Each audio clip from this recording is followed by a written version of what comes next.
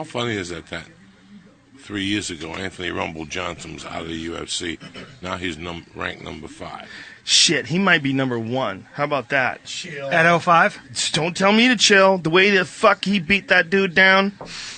Come on, son. That dude's Phil Davis. Phil Davis is still a tough guy, man. Super tough. Nobody ever did Phil Davis like that. Let me know when you're ready to go live. Yeah, I'm ready. I'm just waiting for you guys. Dude, Anthony Rumble Johnson's terrifying. That fucking sprawl is of the gods. His sprawl is fucking tremendous. It's of the gods. It's tremendous. Bro. He has a Hector Lombard sprawl. You know how Hector Lombard slams a motherfucker down when he sprawls on you. Hector Lombard has that. Are we live? We're live right now. Hector Lombard has the scariest sprawl I've ever seen. Yeah. Like when he snapped down Tim Bosch, it was like, bitch! It wasn't just He's a making sprawl. you pay. Yeah. He's making you pay for You know who else thinking about had taking it Fedor down. had a crazy sprawl, actually. He did, but he was ready to crack as soon as he got up. Fedor was more wild in the transitions with like wild punches and judo throws and shit. Fedor was always wild in the transitions. But I'm telling you, Tim Bosch and Anthony Rumble Johnson are two of the scariest fucking sprawls I've ever seen. Just stop the presses. Like, none of this is going on. Who is he fighting next? I don't know. I'd like to see him fight. Nogueira. Little Rogerio, Little Nog. Give him damn, I want to see him fight Glover. No. Let me tell you something. Little Nog is a very good boxer. Yeah. In fact, he fought for the Brazilian national team. He medaled. For the Brazilian national team. He's a bad motherfucker with his striking. That shut Rashad Evans down. Like, if you watch that Rashad Evans fight, it wasn't the best fight for Rashad. He was a little off in that fight. Yeah. But one of the reasons why he was a little off is because Nogueira tagged him a couple times in that first round with clean shots. He's a clean boxer. It's real crisp technique. Nothing flashy, but he knows what the fuck he's doing, and he'll light you up. Right. You zig when you should have zagged, he'll crack you. Him and his brother. Fuck yeah. Shit happens. Awkward pause. Someone's got a little personal experience to share. Someone ought to sit this kid down. He's better than his brother. Guy He's better can than his throw brother as a one, boxer. too. Yeah. He's better than his brother as a boxer. And he also submitted Dan Henderson. They both submitted him. Both brothers. Isn't that crazy? Little Nog and Big Nog both got him with an armbar. Who is so he's better? You think Little Nog is actually better than his brother? No, I think he's got better boxing, but his brother was definitely more successful as an MMA fighter. But it's only slightly better. Like, when you talk about, like, better, look, if Little Nog and his brother boxed, either one of them could knock each other out. It doesn't always play out that way. Right. Like, Brendan and I were talking about this before the podcast, about no one catches a lucky rear naked choke. Never. You know, if two black belts are going at it, the guy who taps the guy is the better guy. Right. But if two guys are slugging it out in the gym, you fucking shit can happen, man. I've seen guys who are really good get lit up by a guy who's not that good in the gym and just get cracked with a shot. You run into it, a hard jab, something that takes your legs out.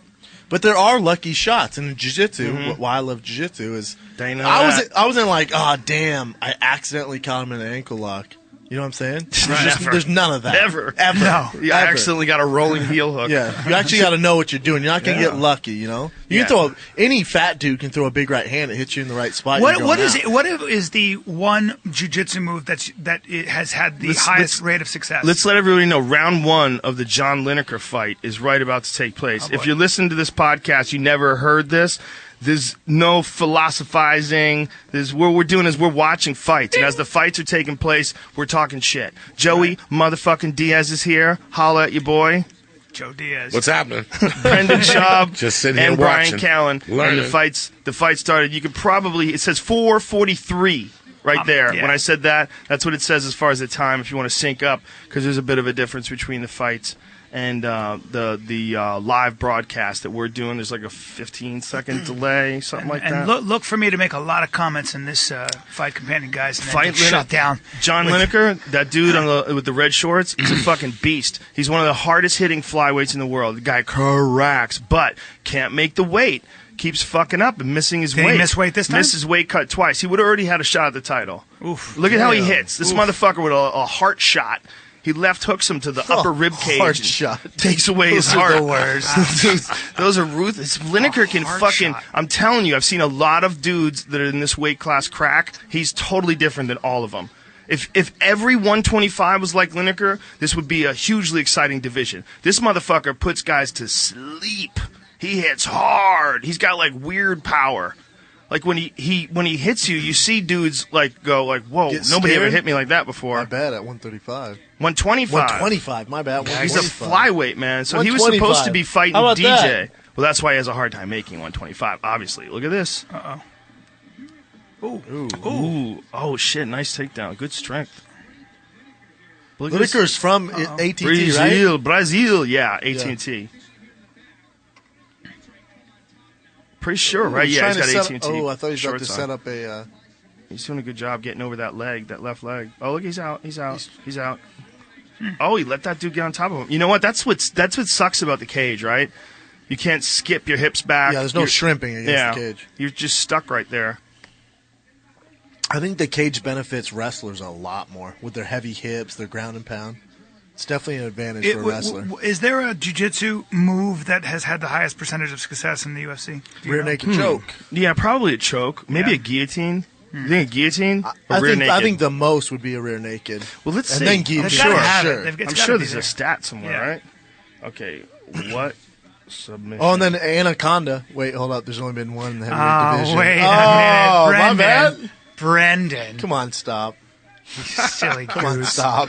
You silly goose. Well, other guys have hit anacondas, haven't they? Not in the UFC. Didn't Not in the heavyweight division. did Phil Davis, did he get a Darce on Gustafson? No, Was it an that was anaconda choke? Anaconda. That's light heavyweight, though, isn't it? Oh, that's right. You said heavyweight. Sorry. I thought you said in the UFC. Ooh.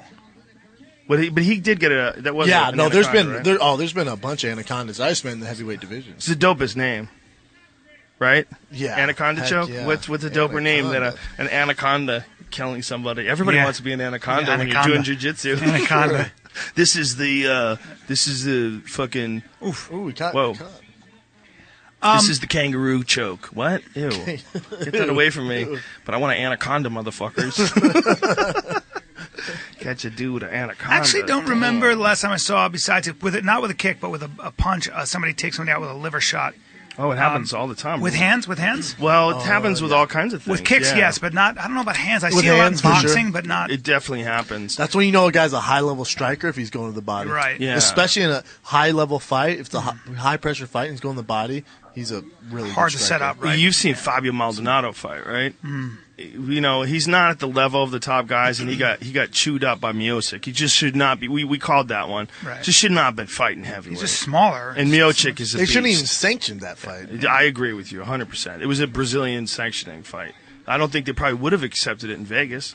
No. Miocic just had way too much for him. Too much power, too much technique. Stipe looked fucking fantastic, though. He looked really crisp in that fight. Looked really good. Yeah, Yeah, was- he looked great. I'll friggin' drive down to Chipotle and knock Yeah. them fools out if you want to hype it up. How dare you? How dare I'm just you? saying, man, it's a mismatch. Yes, it wasn't Big time. And not only He was that, he was a lot bigger, too, it looked like. yeah, Just- he was Yeah. way bigger. Yeah. Well, Maldonado was supposed to be on another fight. Maldonado should probably be fighting at 70. Let's be honest. Oh shit! No, you didn't. No, Oh, for real. He could make you 70. Yeah. Didn't. He's got some extra weight. He definitely has a few pounds. Yeah. That's that all he's I'm carrying saying. around. He's a beast of a fighter. Some of the best boxing, if not the best boxing at. Yeah, whatever well, he's the weight class best. he's in right He's now. like one of the best at just eating shots and still coming forward. Like his fight with Glover. Glover, that was tough to watch. Yeah, man. But what about when he clipped Glover with that left hand? I was kinda like, dope. oh shit, what's going on here? That was pretty crazy. All right, I always wanted to see Glover versus DC. that would have been a great fight. Very interesting fight. Very DC against anybody is very interesting. Rear naked choke's number one. That's what I thought. Yeah, rear naked choke is numero uno. Number two, I'm gonna say guillotine. For is sure, number two. guillotine. You think so? Maybe armbar, right? Nope, guillotine. Guillotine.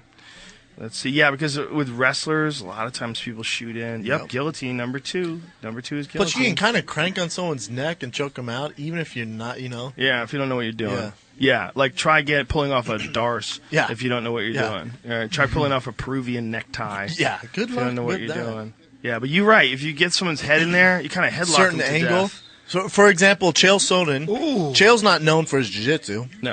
Chael Sonnen versus Shogun when he got him that guillotine.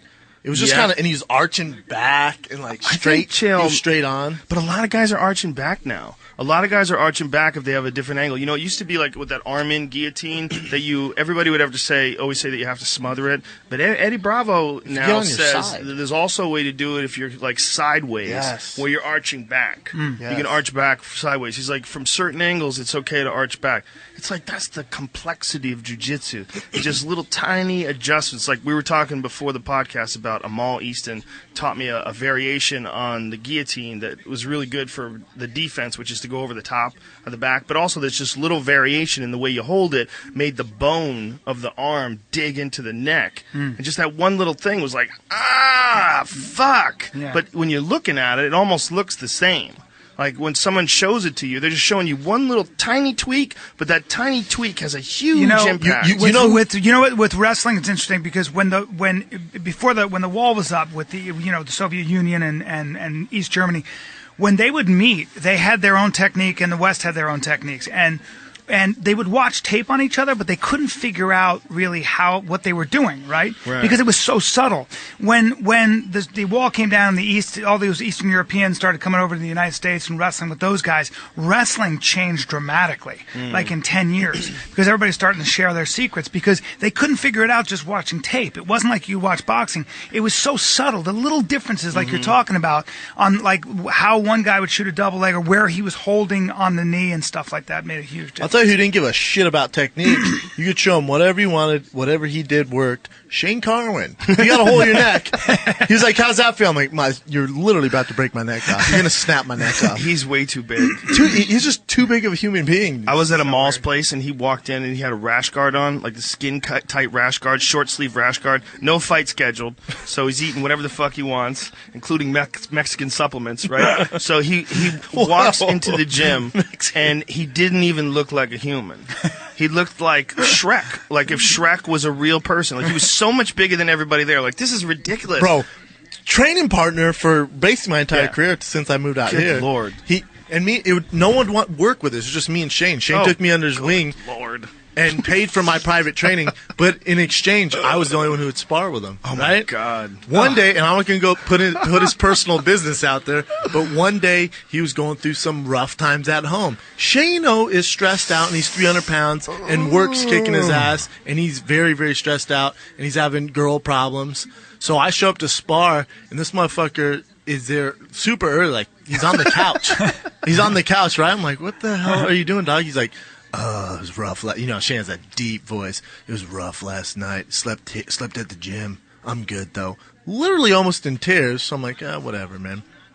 We spar, and I catch him with a decent right hand.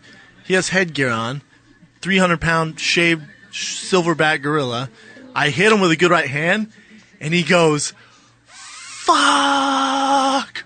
Rips his headgear off, shakes the cage. Tears are in his eyes. He's just dealing with other stuff. He's not doing well. And I'm like, what the fuck? Oh, it's me. No. It's me, him, and our coach Trevor Whitman was there. Did you Trevor think about throwing Trevor at him like you would like a wounded antelope at a crocodile? Bro, Trevor goes, Shane, take a minute. And he goes, no, I'm good. And I'm like, oh no, fuck Shane. What about me, man? I'm your friend. I'm fucking terrified in this bitch. I got Shane Carwin freaking out, crying over me. God, that's terrifying. Dude, he knocked out Gonzaga. I would have faked a tummy ache. He knocked out Gonzaga with a 6-inch punch. Ugh. It was like this far. It traveled this far. There's no one like. I'm telling you, it was just like this. Yeah, but when you're sparring with him, the headgear's not doing shit really against those giant mitts. So that's why my footwork got good because there's no what. You get hit by Shane Carwin's his fist. Yeah. I mean, everything on him is just thick. Your heart is beating. Your heart is beating everything.